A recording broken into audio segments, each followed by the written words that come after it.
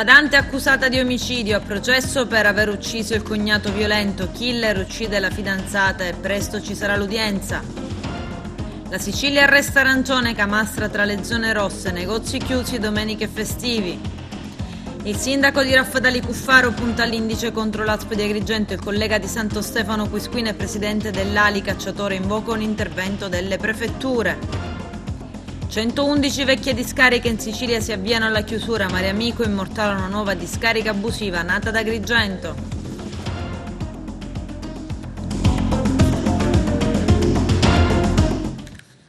Bentrovati gentili telespettatori al nostro appuntamento con l'informazione. Anziano ucciso e legato in casa a Palma di Montechiaro, fermata la badante 26enne che si occupava dell'uomo.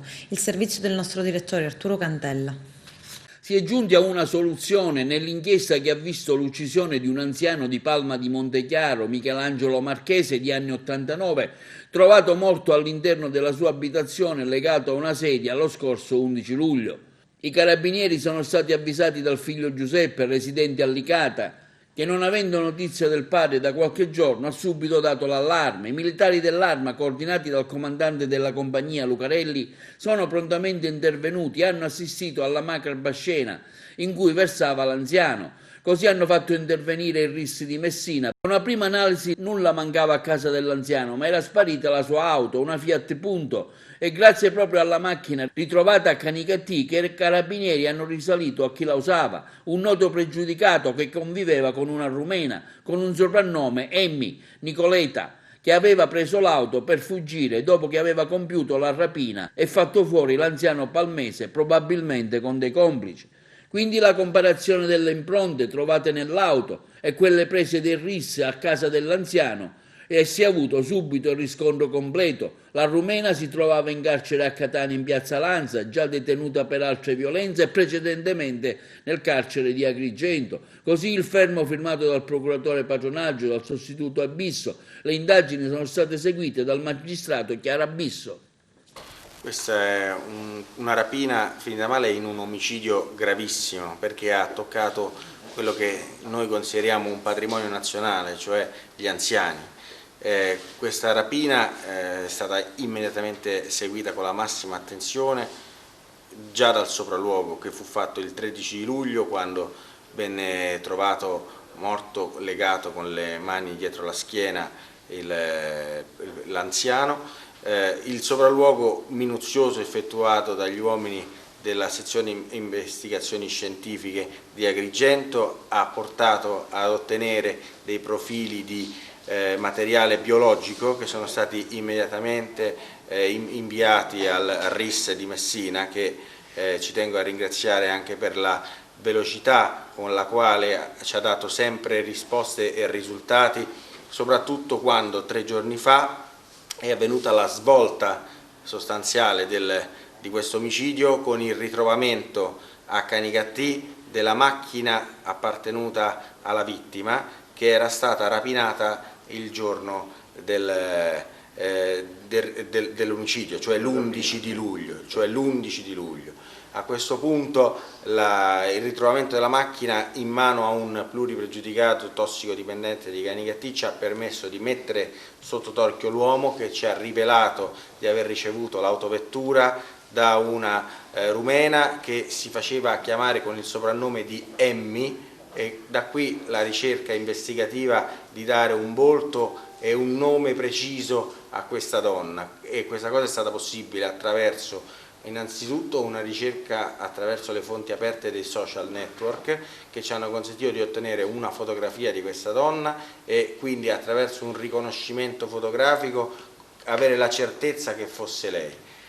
Poi attraverso una ricerca delle nostre banche dati abbiamo scoperto che si trovava reclusa questa donna all'interno del carcere di Catania Piazza Lanza, dove stava scontando una pena per una resistenza pubblica ufficiale. Questa possibilità ci ha consentito di avere il nome, il cognome, ma soprattutto le impronte digitali che il RIS, e rinnovo il ringraziamento per la rapidità, ci ha permesso di comparare con quelle ritrovate sui cassetti lasciati sul letto della casa del morto, che appunto combaciavano perfettamente con quelle della donna che abbiamo poi fermato grazie a un fermo firmato dalla Procura di Agrigento nella persona del dottor Patronaggio e della dottoressa Chiara Bisso, che sono stati veramente sempre al nostro fianco in tutti i momenti di questa indagine,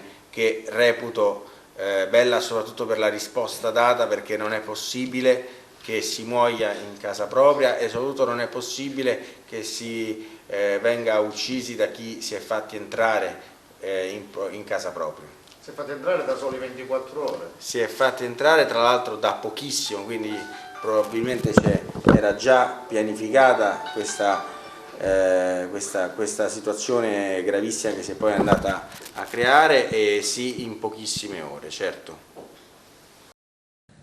Nuova udienza del processo a carico di Raimondo Burgio, 37enne, di Palma di Montechiaro, accusato di aver ucciso il cognato al culmine di una lite il 2 novembre 2018. In aula sono comparse moglie e figlie della vittima, Ignazio Scopelliti, per l'audizione quale condizione per accedere al rito abbreviato. Due testimonianze opposte, quella di madre e figlia. La prima ha confermato il clima di terrore e violenza che avrebbe subito nel corso del tempo, la figlia invece ha escluso questa circostanza. Burgio, reo confesso, avrebbe sparato 2 volte all'indirizzo del cognato Ignazio Scopelliti, bracciante agricolo di 47 anni, assassinato appunto con 2 colpi di pistola in via Palladio a Palma di Montechiaro. Burgio in un primo momento era stato posto agli arresti domiciliari. In seguito al suo atteggiamento collaborativo e alla particolare situazione vissuta in famiglia, anche in considerazione delle numerose denunce che la stessa aveva depositato nei confronti della Scopelliti, è stato invece sottoposto alla revoca di misura domiciliare e all'obbligo di firma e di dimora. Femminicidio, chiesto rinvio a giudizio per il killer di Lorena 40, l'ex fidanzato della giovane favarese dovrà rispondere dell'accusa di omicidio con l'aggravante della premeditazione. C'è il servizio. Il sostituto procuratore della Repubblica Roberto Conte ha avanzato la richiesta di rinvio a giudizio nei confronti di Antonio De Pace, 28enne calabrese, accusato di aver ucciso nel marzo scorso la fidanzata e aspirante dottoressa Lorena 40, originaria di Favara. L'udienza preliminare si celebrerà il prossimo 2 dicembre davanti il GUP del Tribunale di Messina. L'accusa per De Pace è omicidio aggravato dalla premeditazione. L'omicidio si consuma all'interno dell'abitazione di Furcisiculo che i 2 fidanzati condividevano. Dopo un litigio De Pace scatena la furia omicida sulla giovane favarese, uccidendola e chiamando subito dopo i carabinieri. Ho ucciso la mia fidanzata, dice. Una confessione che però non ha mai convinto del tutto gli inquirenti messinesi, soprattutto in assenza di un'indicazione del movente. De Pace in prima battuta ha dichiarato di aver ucciso Lorena perché convinto di aver contratto il Covid-19 a causa sua. Circostanza che però è stata subito smentita dai tamponi eseguiti da entrambi, che sono risultati negativi.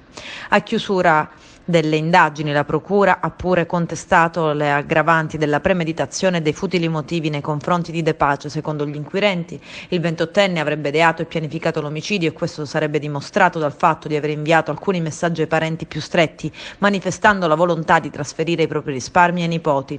Tutti i familiari di Lorena, che si costituiranno parte civile nel processo, sono rappresentati dall'avvocato Giuseppe Barba. Il mese scorso l'Università di Messina ha conferito la laurea in medicina e chirurgia a Lorena, facendo così diventare realtà il sogno di una giovane vittima.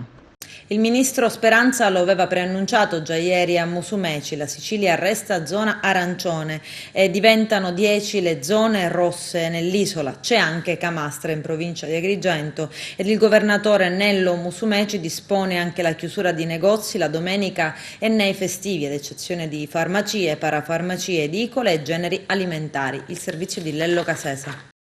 Da domani sabato 21 novembre fino al 3 dicembre 10 diversi centri, piccoli e grandi, della Sicilia diventano zona rossa. Si tratta nello specifico di Bronte nel Catanese, Cesarò e San Teodoro in provincia di Messina, Misilmeri nel Palermitano, Vittorio in provincia di Ragusa, Acate e Comiso nel Ragusano, Camastra in provincia di Agrigento, Ciminne in provincia di Palermo e Maniace in provincia di Catania. Lo ha deciso il governatore d'intesa con l'assessore alla salute Ruggero Razza, sentiti i sindaci dei comuni interessati ed i dipartimenti di prevenzione delle aziende sanitarie provinciali che segnalano un aumento dei contagi. In tutti questi centri si applicheranno le prescrizioni previste dal DPCM e la chiusura durante i festivi delle attività commerciali al dettaglio, ad eccezione di quelli di genere alimentare e dei beni di prima necessità. In serata, infatti, il presidente Nello Musumeci, ritirando il provvedimento di segno opposto firmato 2 settimane fa, ha annunciato in Sicilia la chiusura durante i festivi e le domeniche di tutte le attività commerciali, ad eccezione di genere alimentare e beni di prima necessità. Siamo in una fase di grande attenzione ed ho ritenuto di accompagnare le decisioni nazionali e regionali con un'ordinanza che intende evitare le occasioni di assembramento che abbiamo visto in tante immagini pubblicate dai mezzi di comunicazione. Chiediamo a tutti uno sforzo nelle prossime importanti giornate. Se viene stabilito dal DPCM che i presidenti di regione possano adottare disposizioni più restrittive, si impone che le verifiche siano esperite dalle prefetture, altrimenti anche la speranza di limitare il contagio viene meno, esasperando inutilmente le popolazioni. Ho sentito il ministro Speranza, prosegue ancora Musumeci, che mi ha anticipato la decisione di rinnovare la propria ordinanza per tutte le zone arancioni in Italia, fissando per la prossima settimana un primo confronto tecnico per una valutazione del rischio della regione.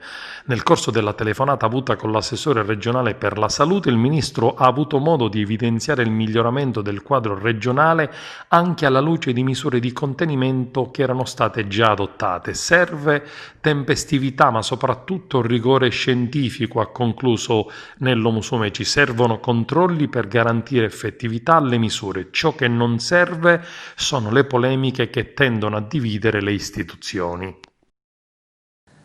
Covid-19, duro attacco del sindaco di Raffadali Silvio Cuffaro contro l'azienda sanitaria provinciale di Agrigento. Il primo cittadino ha diffuso ieri sera un video su Facebook in cui punta il dito contro l'ASP, colpevole secondo Cuffaro di aver perso il controllo della situazione. Vediamo. Bollettino del 19 novembre 2020. Purtroppo, a mio malgrado, per la prima volta non sono in condizione di darvi i numeri dei nostri concittadini positivi al Covid. Ormai vi è uno scollamento totale tra le istituzioni, le comunicazioni che arrivano non sono veritiere, per cui ve le posso pure dare, però sono molto inferiori del numero reale. Oggi mi hanno comunicato 31 soggetti positivi, compresi quelli della casa di riposo. Non corrispondono per niente alla verità, almeno ce ne saranno altre 20 in più, almeno. Le comunicazioni non arrivano, non c'è neanche dialogo tra i dipartimenti regionali, c'è stata una grossa diatriba tra chi dovesse erogare il servizio della raccolta dei rifiuti speciali, quelli dei soggetti positivi al Covid, i comuni che hanno necessità di prelevare e avviare a smaltimento i rifiuti provenienti dalle utenze in cui soggiornano pazienti in isolamento obbligatorio a causa positività al Covid-19 ne danno comunicazione all'ASP territorialmente competente, che dovrà attivarsi entro 2 giorni lavorativi tramite l'azienda specializzata che in atto gestisce i prelevi. Bene, io vorrei dire che da 25 giorni che non fanno a Raffadali il prelievo dei rifiuti. Non capisco io cosa dovrei chiedere, perché non so neanche chi sono i cittadini positivi al Covid nel mio territorio.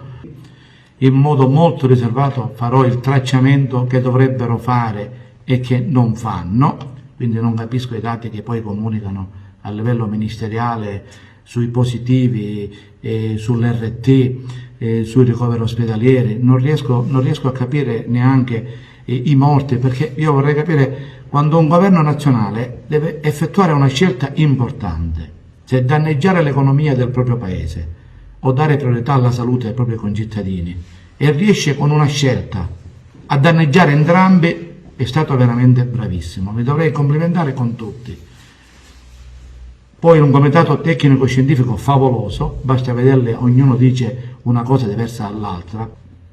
Signori miei, abbiamo visto la Francia che ha avuto dei punti di contatto, di contagio spaventosi, vicini ai 40.000.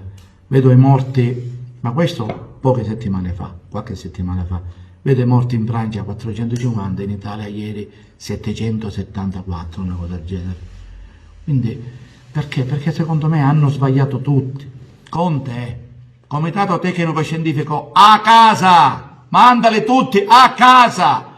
Facciamo una scelta politica, oppure se dobbiamo fare delle scelte in cui bisogna salvaguardare la salute, vediamo di farla in modo serio. Chiudiamo tutto per 15 giorni, un mese, ci avete pure distrutto la possibilità di fare il Santo Natale. Bastava chiudere il mese di novembre, tutti, non avendo figli e figliastri, tu devi morire di fame, tu devi continuare a lavorare. No, si chiude tutto per un mese, il 1° di dicembre si riprende, cercando in modo, non come si è fatto quest'estate, in cui i controlli zero, in cui qualche virologo che ancora vedo nelle televisioni e dovrebbe vergognarsi diceva che il virus ormai era finito, che si poteva andare tutti liberi, e questo è il risultato. E ancora lo vedo in televisione. A fare cosa? A prenderci ancora in giro? Io sono ignorante, sono uno che ha studiato diritto, ma mi scusi, forse ne so più di lei! Forse ne so più di lei, perché leggo e ho la voglia di leggere e ho anche la capacità di ascoltare tutti e di leggere come la pensa ognuno dei virologi, che non la pensano tutti nello stesso modo. Io penso che ormai siamo alla frutta, vediamo un attimino di impegnarci un po' di più. Capisco che è difficile perché purtroppo è il contatto con la gente, poi ce l'ha il sindaco. Io avevo 3 persone qua che lamentavano che avevano il garage pieno di rifiuti e ho la preoccupazione come sindaco che qualcuno di queste vada nei rifiuti che ogni giorno i dipendenti dell'azienda che fa la raccolta dei rifiuti nel mio comune si trovi qualche sacchetto di questi contagiando. Questa è la mia preoccupazione. Quando alzo la voce la mia preoccupazione è questa, non è un'altra, perché dopo 20 giorni che vengono qua, dopo 20 giorni che telefono, dopo 20 giorni che vengo letteralmente preso in giro, che devo fare? Gli posso solo dire portateli qua giù, che devo fare? Hanno purtroppo, e chi vive in piccoli appartamenti ha un disagio notevole, convivere con 15 giorni, 20 giorni di rifiuti che non vengono prelevati. A fronte della sempre crescente situazione emergenziale, dichiarano i sindaci aderenti all'ALI, Autonomie Locali Sicilia, il servizio di raccolta di questa particolare tipologia di rifiuti speciali non risponde come dovrebbe. Ci sono cittadini che sono addirittura costretti a trattenere in casa i rifiuti per più di una settimana. Ci sono cittadini positivi al Covid, contagiati e in quarantena obbligatoria, dice il sindaco di Santo Stefano Quisquina Francesco Cacciatore, che è anche il presidente dell'ALI, costretti a tenere in casa l'immondizia anche più di una settimana. Questo è il vero dato. Oggi assistiamo ancora a una mancanza di prevenzione che ben altrimenti andava programmata con largo anticipo e impegno. Non è tollerabile, è una situazione appunto intollerabile che anche questa volta poteva essere prevista per tempo, per non parlare dei ritardi sulle comunicazioni, sull'attività di sorveglianza e controllo, sul mancato potenziamento delle USCA. Chiediamo, conclude Cacciatore, un intervento delle prefetture per ristabilire certezza e realizzare azioni efficaci nella gestione complessiva dell'emergenza. Box Gelina, il geniale contenitore inventato dal maestro Pietro Di Noto di Tusa, in provincia di Messina, ha ottenuto l'abilitazione anche al trasporto dei vaccini anti-influenzale e anti-Covid-19 ad una temperatura di meno 100 gradi. Box Gelina è stata creata 3 anni fa da Di Noto, che si è avvalso della collaborazione di un gruppo di persone che hanno creduto al progetto Il tutto è stato finanziato da privati che da anni continuano a credere nella capacità del maestro gelatiere, pluripremiato proprio per le sue invenzioni, 6 fino ad oggi. Nell'ottobre 2019 Pietro Di Noto ha ricevuto il premio di Confcommercio Messina come imprenditore dell'anno e già in precedenza aveva ricevuto un premio a Bruxelles, il Taste Award, per il suo gelato alla zaccara siciliana. I brevetti del maestro Di Noto riguardano soprattutto il trasporto di surgelati, settore in cui opera ormai da anni, con una particolare attenzione al gelato. I contenitori sono adibiti al trasporto senza necessità di utilizzare energia elettrica, mantenendo costante le basse temperature, dai meno 20 gradi centigradi fino ad arrivare a meno 50 gradi centigradi, perdendo durante il trasporto nelle 24 ore pochi gradi di temperatura. La passione per il suo lavoro, la cultura del gelato e della granita, realizzati con ricette ricercate ed alternative sia nei gusti che negli ingredienti utilizzati, ha fatto sì che il maestro gelatiere sia stato ospite abituale in diverse trasmissioni televisive. La sua box gelina è un grande successo tecnologico, soprattutto nel settore della gelateria, che ha permesso a chiunque di poter trasportare il gelato ovunque per 12 ore circa, mantenendo inalterate le caratteristiche organolettiche, e ai vari professionisti di poter partecipare a catering in vari luoghi. Con l'avvento del Covid, Box Gelina ritorna alla ribalta sia per la sua eccezionale funzionalità che per il costo accettabile rispetto alla concorrenza di prodotti similari. È proprio da qui che al maestro Di Noto è nata l'idea di portare la scatola a temperature ancora più basse, così da adattarla al trasporto anche in campo sanitario. Box Gelina è stata ulteriormente trasformata, adattata per il trasporto farmaci e vaccini a basse temperature, meno 100 gradi centigradi, sempre senza energia elettrica e perdendo 5 gradi centigradi nelle 48 ore. È perfetta anche per il trasporto dei vaccini in qualsiasi parte del mondo e in posti dove i mezzi pesanti e attrezzati frigoriferi non possono arrivare, esempio campagne, montagne e paesini. Pietro Di Noto, meglio conosciuto come il maestro gelataio di Tusa, non ha voluto lasciare la sua terra, il proprio paese, pur avendo avuto innumerevoli richieste allettanti per lavorare e collaborare con multinazionali del settore alimentare e non. Ha sempre prevalso il suo amore per la Sicilia e la sua Tusa, legatissimo alla sua famiglia composta dalla moglie Serena, la sua ispiratrice, e dalle 3 figlie Maria Grazia, Beatrice e Celeste. Si è dedicato alla sua passione, che è anche attenzione all'ambiente e alla natura e all'agricoltura biologica, naturale al 100%, che fa dei suoi prodotti una delle massime eccellenze italiane e in parte anche internazionali, rifiutando sempre qualsiasi compromesso che non sia trasparente ai suoi ideali e principi. In Sicilia si va verso la chiusura di 511 vecchie discariche. I dettagli nel servizio. Rifiuti la regione verso la chiusura di 500 vecchie discariche. A giorni in Sicilia decine di discariche potranno essere cancellate dall'elenco di quelle insicure. Questo grazie alla convenzione stipulata con l'Istituto Nazionale di Geofisica e Vulcanologia e il Dipartimento di Ingegneria Civile e Edile Ambientale dell'Università La Sapienza di Roma, per effettuare l'analisi di rischio dei siti. Invece, per gli altri siti bisognerà intervenire con lavori di messa in sicurezza. Questo fa parte dell'ultima fase per la chiusura definitiva delle 511 vecchie discariche sparse per la Sicilia. Un percorso che è stato indicato in una delibera approvata dal governo Musumeci, su proposta dell'assessore all'energia Alberto Pierobono. In sintesi, la regione sta lavorando per arrivare alla soluzione del problema, che si trascina da decenni. Discariche nate quando la normativa ambientale era più permissiva, cioè nei decenni passati, ma una volta esaurite sono venute a mancare regole e risorse per la loro chiusura definitiva. Problema che, come sempre, riporta l'attenzione al settore rifiuti, che sta vivendo un altro periodo di crisi, un periodo che sta diventando regola. Ma ritornando alle discariche, si segnalano le dichiarazioni dell'assessore Pierobono, che afferma: serviranno ingenti risorse e per questo stiamo anticipando l'attività da svolgere in chiave strategica. Attraverso un confronto con le altre regioni stiamo individuando il costo medio per ettaro dei lavori a vari livelli di bonifica. In questo modo, una volta avuta la contezza della dimensione dei siti su cui intervenire, avremo anche una stima accurata delle somme necessarie e potremmo avviare un confronto col Ministero per ottenere le risorse e chiudere la partita nel più breve tempo possibile. Il piazzale della discarica di Bellolampo è strapieno di spazzatura. tanto che i compattatori sono quasi impossibilitati a muoversi e scaricare i rifiuti. Una situazione che non è nuova, infatti ripropone le scene di quando i NAS, il nucleo antisofisticazione, qualche mese fa ha fatto un'ispezione da cui poi è scaturita un'indagine. Tutto questo sembrerebbe legato alla chiusura della discarica di Alcamo, perché, è il parere della regione, questa è sprovvista di autorizzazione. Di conseguenza Bellolampo ha dovuto far fronte a circa 400 tonnellate di rifiuti senza la possibilità di smaltirli. La RAP, che gestisce Bellolampo, dal canto suo ha cercato di liberare il piazzale tenendo in funzione l'impianto TMB, ma il risultato potrebbe essere così esiguo che non risolverebbe nulla, quindi l'emergenza rimarrebbe. La soluzione potrebbe essere inviare tonnellate di rifiuti nelle discariche aperte in Sicilia, ma questo non risolverebbe nel lungo periodo la situazione creatasi.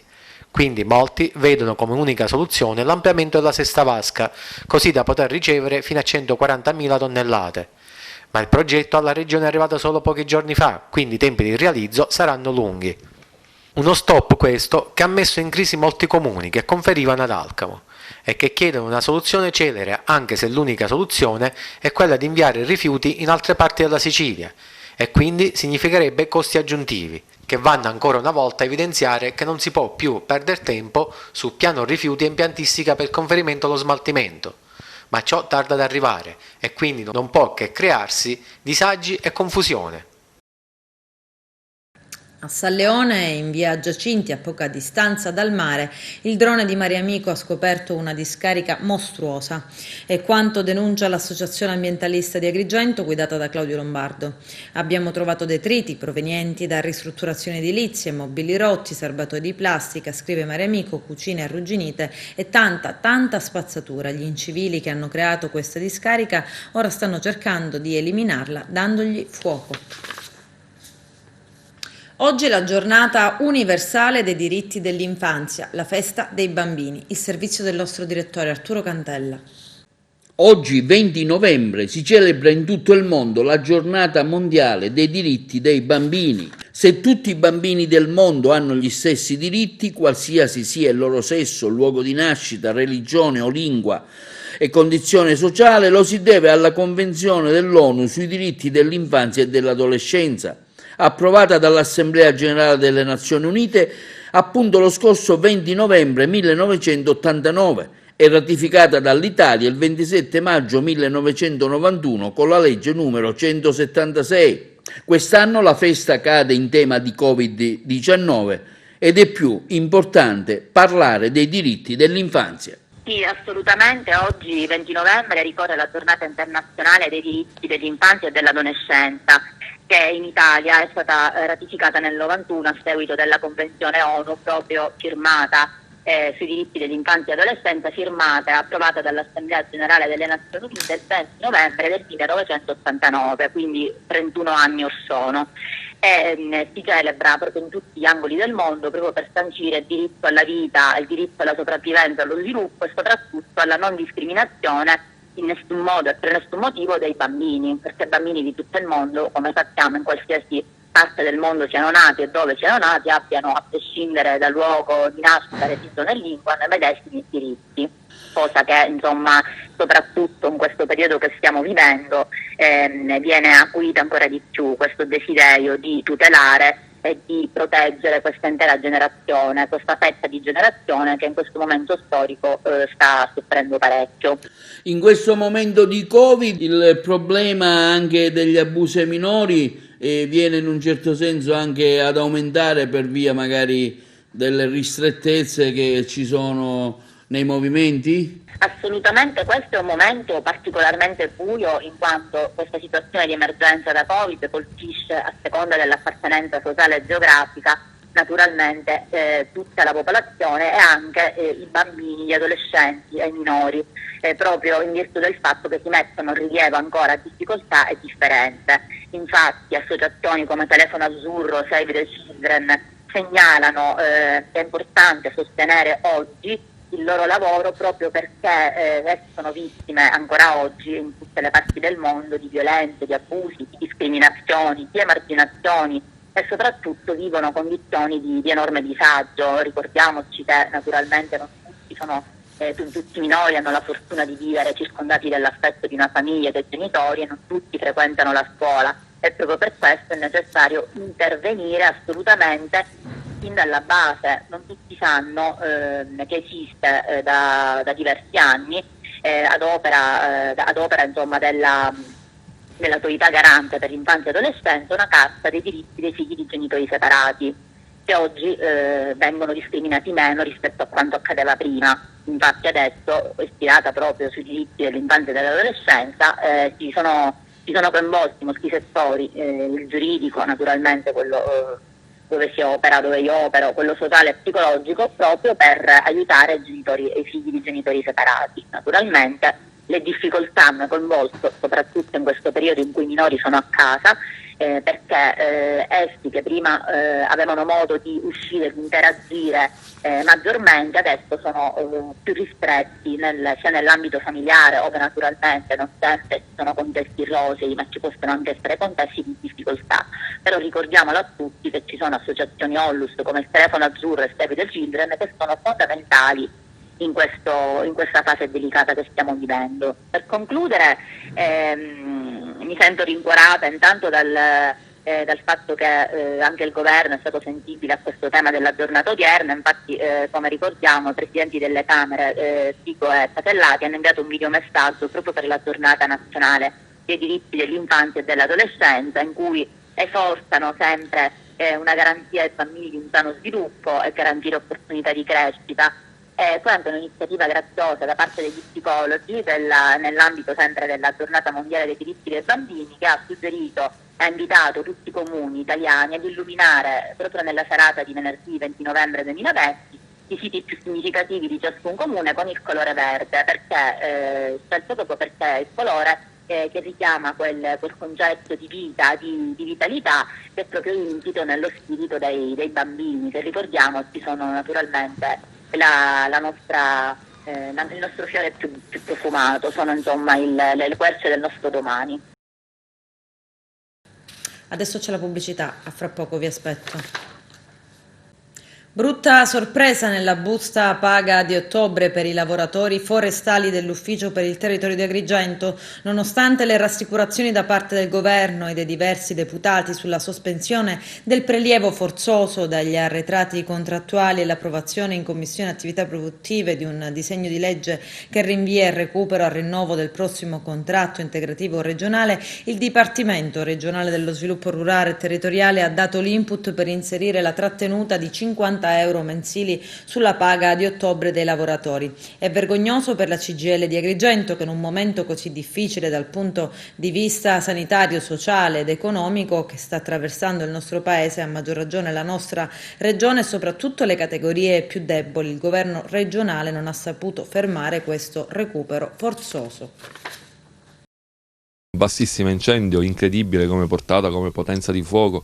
Io stesso ero qua in questa zona a Malò, dove ho visto con la coda dell'occhio una piccola fiammella partire dalla valle e in 2 minuti nemmeno è arrivato nel centro abitato, cioè quindi un incendio di vastissime proporzioni che ha coinvolto almeno la metà del territorio del comune di Naso, quindi ha coinvolto Cagnanò, ha coinvolto Figheruzza, Sant'Antonio, Caria, Cariaferro, Cagnanò, Due Fiumare, è arrivato pure a lambire il territorio di Capodorlando nella parte di Cariaferro, dove i danni sono stati inestimabili, cioè ci sono stati danni alle colture agricole, dove la produzione olivicola di quest'anno è stata nettamente compromessa e con essa tutta la filiera, quindi anche i frantoi, la vendita e il commercio di olio di Minuto Nasitana, che è un olio particolarmente gustato da tante persone e che effettivamente ha arrecato un danno inestimabile all'economia del nostro paese. Ci sono stati danni purtroppo anche alle attività produttive, con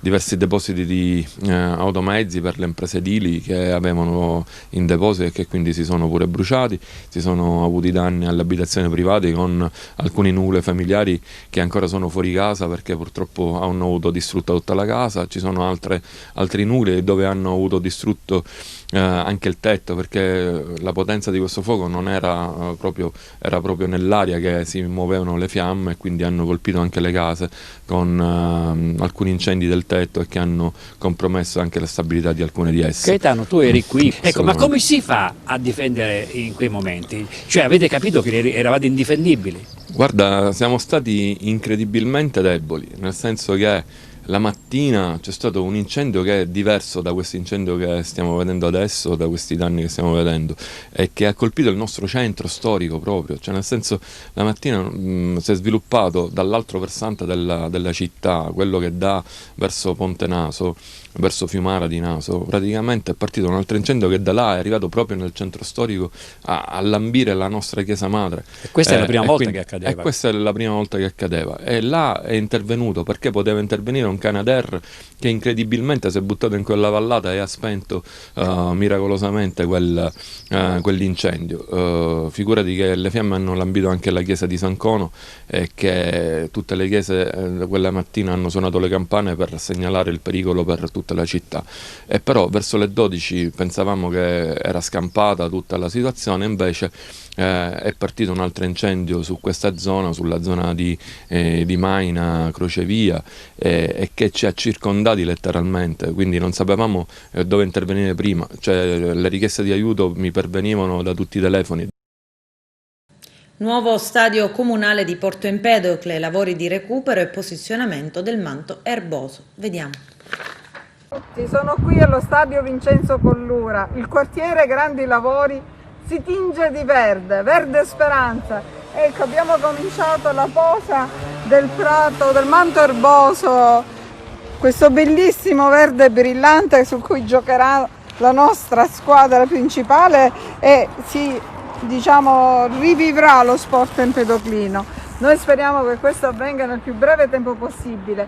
Ringrazio l'assessore Urso allo Sport, l'assessore ai lavori pubblici Cutaia, la ditta Zaccaria che sta mettendo tanto impegno in questa opera per darci il prima possibile questo splendido campo che è segno di grande speranza per questo quartiere ma per tutta la nostra città. Del resto si sa, il verde è il colore della speranza, non ci può essere simbolo più bello in questo momento, con questo splendido sole, che questa posa di questo manto così verde per tutti noi. No, è un bel buongiorno, ecco, finalmente siamo riusciti ad andare avanti con i lavori. Ringrazio veramente di cuore la ditta Zaccaria per il lavoro che sta facendo, ma anche il direttore dei lavori, l'architetto Grilletto, l'ufficio tecnico. È un gran bel lavoro, davvero. Stamattina si è iniziati con la posa del manto erboso, del tappetino, continuerà chiaramente la lavorazione nei prossimi giorni e insomma una gran bella soddisfazione, sperando presto di poterne togliere altre anche con la tribuna e con tutto il resto. Quindi stiamo lavorando, andiamo avanti così. Con questo è tutto, termina qui l'edizione del telegiornale. Grazie per la gentile attenzione e per essere stati con noi. A presto.